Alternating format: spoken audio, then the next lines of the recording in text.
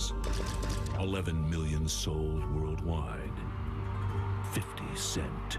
If I sell one record under what I sold on my first album, in my head, that's a failure. He set his sights on #1. You've had this success. You don't need Eminem and Dre to sell records anymore. And now he stands alone. Is it lonely at the top? When hip-hop is an empire, being the boss means defending your turf. I still heard what you said. You should have kept that in your house. And any artist gunning for his spot will have to face the massacre. They'll see more damage done than they've ever seen before. From behind closed doors, in a place where the powerful rise and fall. That's for you doing that, and you're gonna accept that. The new boss would like to see you. Once again, all eyes on me. All eyes on 50 Cent, the sequel.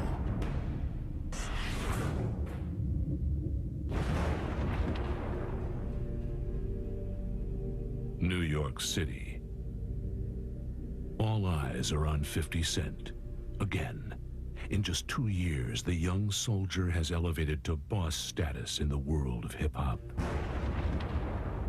It was appropriate then that we convene at a place the legendary bosses would approve of. Sparks Steakhouse in New York City, site of the infamous hit on Gambino crime boss Paul Castellano.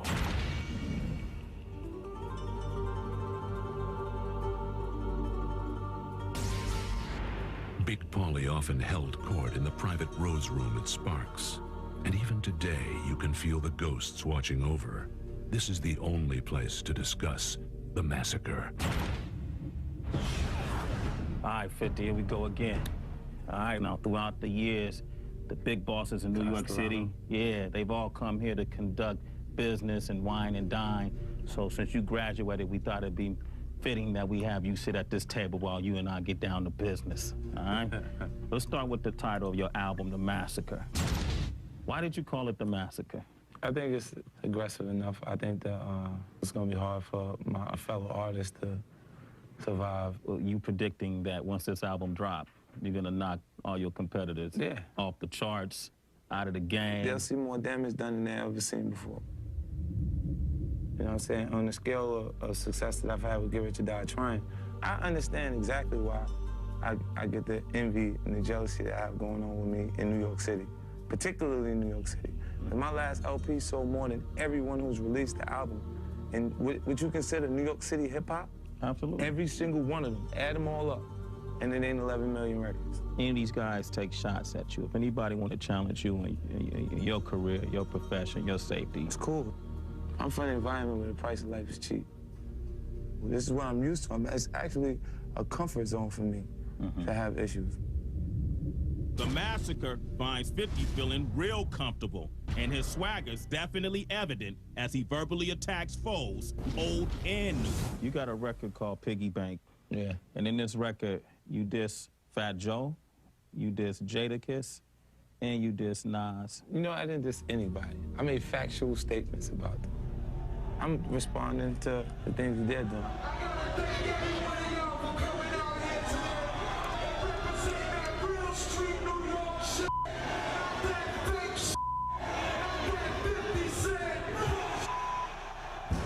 So I hear everything, every little thing, things that they would probably think didn't count because it didn't do anything for their career.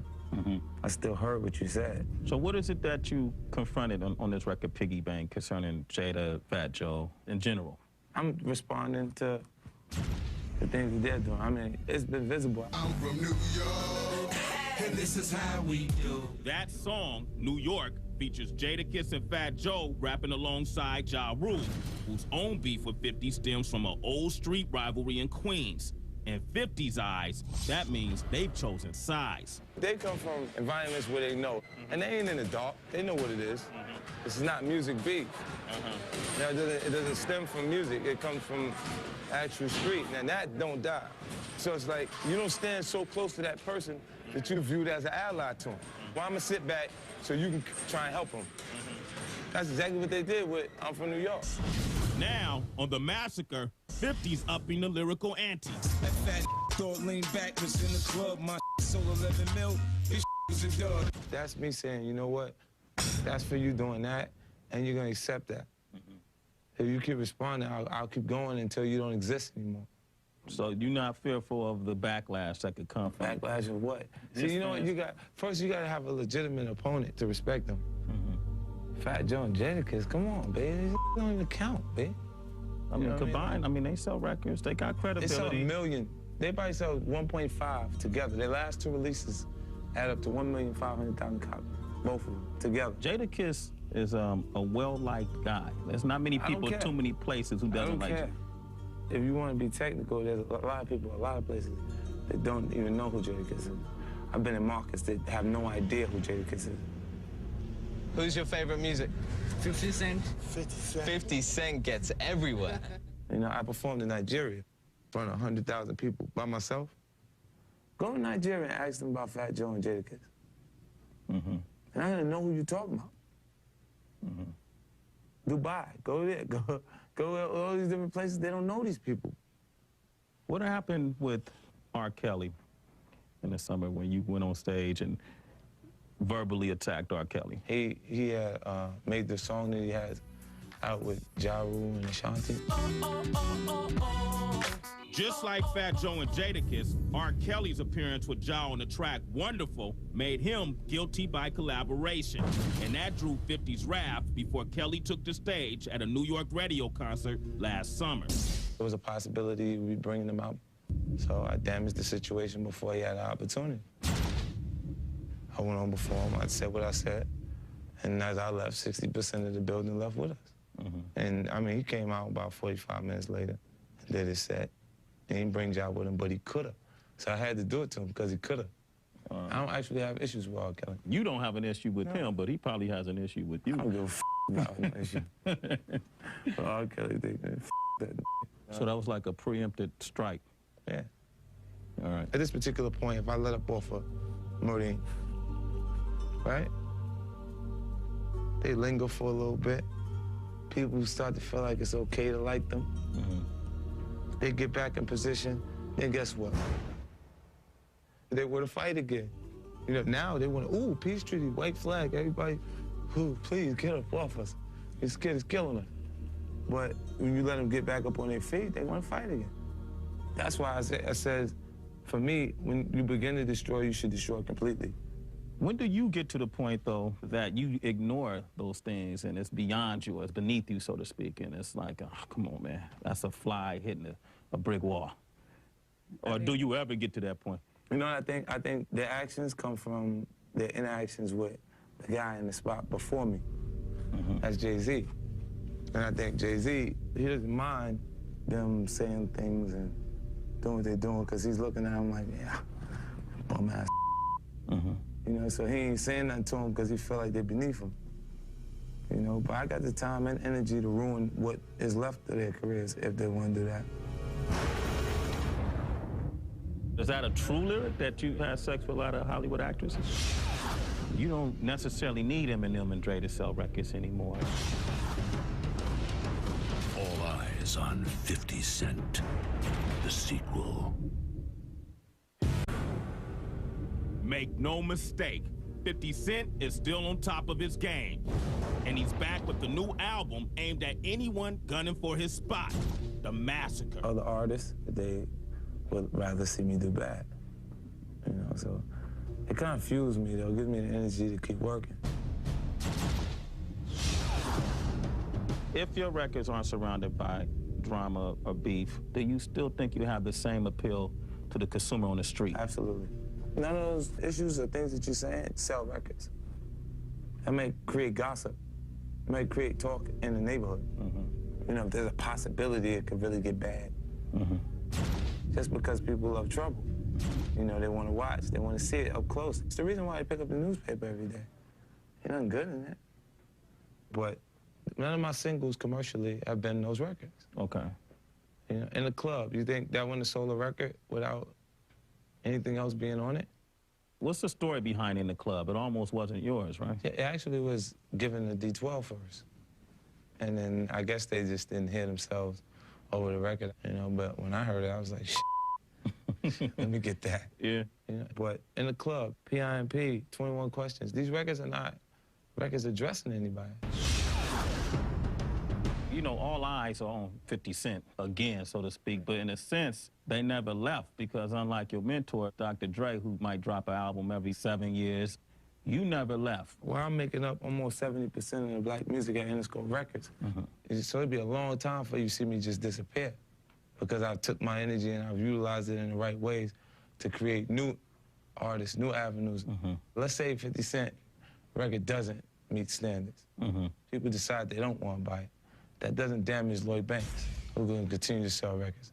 Doesn't damage Young Buck, who's going to continue to sell records. All game.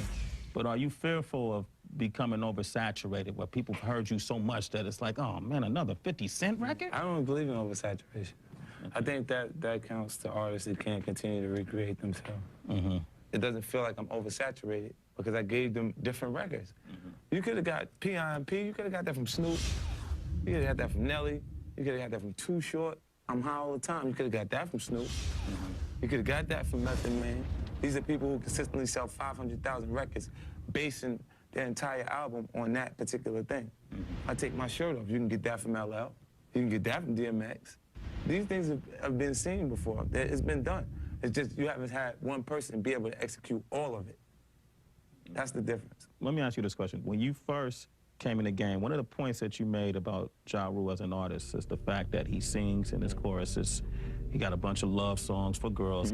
Well, you sing in your choruses. You make love songs for girls on the radio. I made one record. I've made one record. Okay. And I didn't actually sing on the chorus. Smile. Wow. I want to be the reason you smile. Yeah. But what would be the difference between Ja Rule then and 50 Cent now? The lyrical content. The content is still so much stronger than what they're doing. So you would argue the fact that even though you guys do similar tactics in records, you and Ja Rule, that it's a total difference. I made a record like that. Okay. And that's me diversifying what they've seen from me, not being the norm. When it comes to making hits, 50 claims he's a true PIMP, and that would appear to carry benefits beyond the charts. You wrote a song, it's called Writer Music. It's something to the effect that I've had sex, but half of Hollywood are probably your favorite actress. Is that a true lyric that you've had sex with a lot of Hollywood actresses? Let me ask you something, right? Okay. I want to ask you a question. You asked me a lot of questions. You think that's possible? Do I think it's possible that you've had sex with? Yeah, absolutely, absolutely. Then that's good enough right there. As long as they think it's possible, that's good, you know? From Hollywood to Hollis, 50's had him in a frenzy. But true bosses parlay, and 50's parlayed 50 Mania into 50 Inc. Since we talked last, not only have you sold over 10 million records, not to mention the records you sold under the radar, the mixtape records and the little side deals you might have caught, you know, and then you got G-Unit clothing, sneakers, you got the G-Unit watch, 50 vitamin water. It was always a plan for that. Like when I started my record, Get Rich or Die Trying, the first statement I made is G-Unit. Boom, we in here. I'm applying the same ethics that I learned from the block to this business. I keep working out nonstop. But then you get into this business so you could leave that whole block mentality. You want to leave not the mentality. Leave the block. Okay. Is what I was trying to do. Get away from it. That mentality is what I've known to just stay on the corner. I stay on the corner as long as there's money coming. And that's what I'm going to do in the entertainment business. I'm going to be on the TV as long as they're paying me. That's it. It's the same thing. And I feel like as long as consistency is the key to all success, and as long as you can consistently keep good product, they're going to come buy it. The New York Times reported that in 2004, 50 Cent made 50 million. And that's a piggy bank that's got him standing toe-to-toe with mentors Eminem and Dr. Dre. Em and Dre both are bosses. So now I fits in, and I fit as a third party, and I'm working my way to being respected as if I'm equivalent. So how does that work now? You've had this success, and the dynamic of the hierarchy starts to change because you don't necessarily need Eminem and Dre to sell records anymore. Ultimately, Dre holds the most weight. Okay. But I'm straight. I don't need for it to be made by a specific producer. You know, a lot of times, it'd be new producers. This guy made his beat. in the basement.